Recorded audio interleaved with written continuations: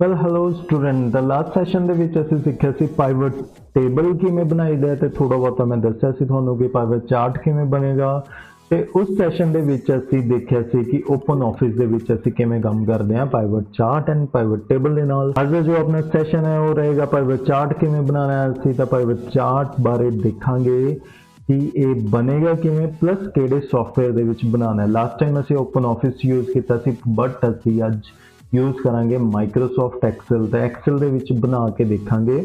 एक मैं data already बना के रखा हुआ है तो थोड़ी देर से शुरू करते हैं जी। पाइवट चार्ट किवें बना सकते हैं, एक तरह का पिक्चोरियल रिप्रजेंटेशन है, मतलब कि इमेजिस के नाल सानू पाइवट टेबल की ही तरह बिल्कुल डाटा शो होएगा। तो स्टैप्स देखते हैं जी किवें काम करना है। असीं इस दे विच जिवें उरे कोई स्टैप्स दिते हुए हैं कि पिक्चर्स के अनुसार असीं एक डाटा बना लेना है। अगेन राजे मैं कहना चाहांगा कि कंपलैक्सिटी डिपेंड करेगी कि तुसीं अपना डाटा किवें बनाने हो।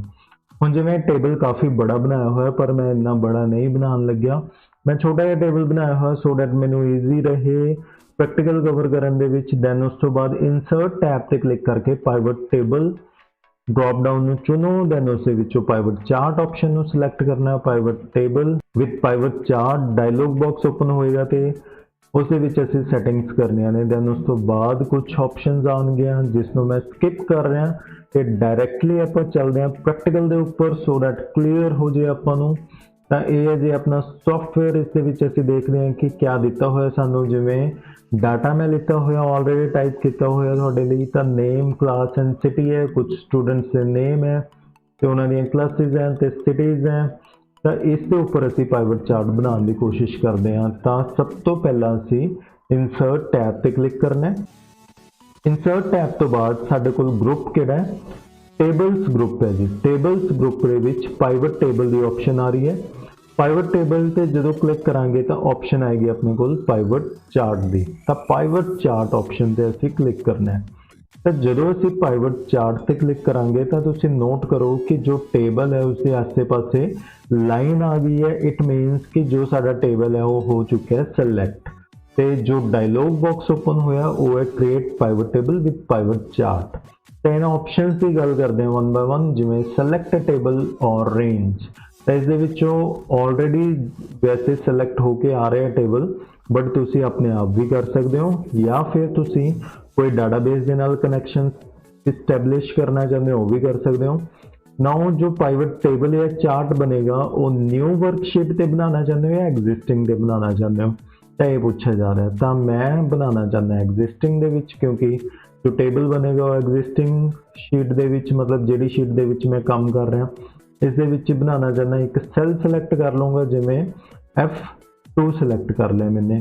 तो F2 दे विच टेबल बनेगा। दैन उस तो बाद ओके प्रेस करांगे। जो ओके प्रेस करांगे तो अपने कोल कुछ ऑप्शनस आउणगियां, जिमें बिल्कुल एक्सट्रीम राइट ते तुसीं देखो अपने को पाइवट टेबल फील्ड्स आ गए हैं। जिमें जो टेबल दे विच सी जिमें नेम क्लास सिटी ये तीनों चीज़ां आपां नूं टेबल दे विच दित्तियां सी तो ये फील्ड आ गए ने। उस तो बाद बिल्कुल नीचे अगर जाके देखिए तो अपने को रिपोर्ट फील्ड है, लेजेंड फील्ड है, एक्सिस फील्ड है एंड वैल्यू फील्ड है।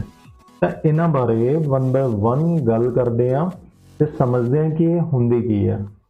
जिमें सब तो पहला अगर असीं गल करिए रिपोर्ट फील्ड की, तो रिपोर्ट फील्ड सेम उसी तरीके नाल एक पेज के उपर एक चीज़ नूं शो करेगी।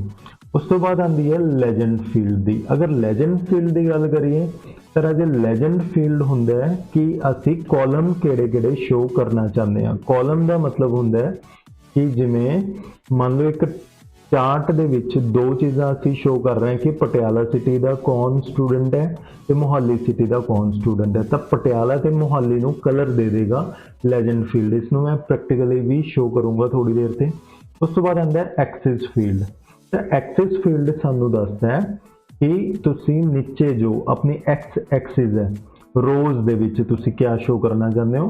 तो उत्थे आपां नेम शो करांगे। दैन उस तो बाद आंदी है वैल्यू। वैल्यू दे विच तुसीं शो करोगे कि क्या चीज़ तुसीं काउंट करना चाहते हो। तो उस तो बाद आपां देखते हैं कि इत्थे आपां नूं क्या दिता होया। जिवें इत्थे भी पाइवट चार्ट फिल्टर्स दिते हुए हैं। तो ये थोड़ी देर से आपां देखते हैं किवें काम करदा है। तो वन बाय वन आपां ड्रैग करन दी कोशिश करते हैं। जिवें मैं सब तो पहला जो नेम है उस नेम नूं लैके जावांगा ड्रैग करके, जिवें माउस के नाल पिक करके बिल्कुल नीचे एक्सेस फील्ड दे विच। तो जदों मैंने नेम नूं एक्सेस फील्ड ते रखिया तो मेरा पाइवट चार्ट जो है वो बनना शुरू हो रहा हौली हौली। उस तो बाद मैं सिटी नूं लैके जावांगा लेजेंड फील्ड दे विच।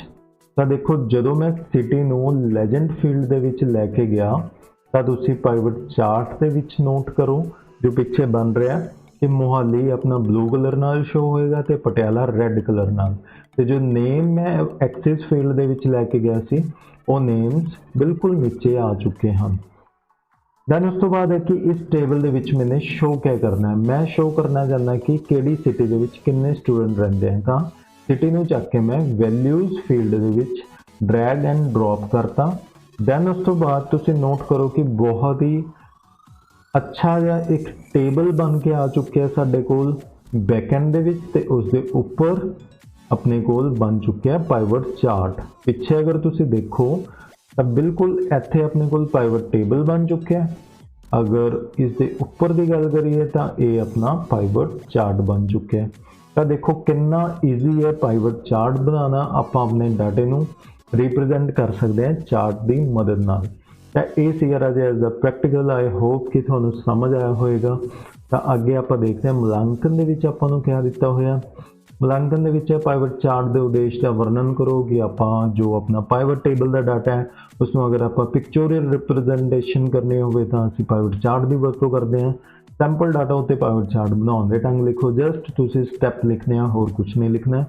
दैन जो फर्स्ट फिलिप्स है उसदे विच आएगा पाइवट चार्ट। पाइवट चार्ट किहड़ी टैब ते किहड़े ग्रुप दे विच हुंदा है, जस्ट होने करके हटे insert tab and tables group. I hope कि सेशन समझ आया होएगा जी। जे नवे स्टूडेंट हो तो चैनल को सब्सक्राइब करो एंड लाइक दिस वीडियो, ते शेयर भी कर दो, ते कमेंट भी कर दो। तो मिलते हैं next video. Till then take care and have a nice day.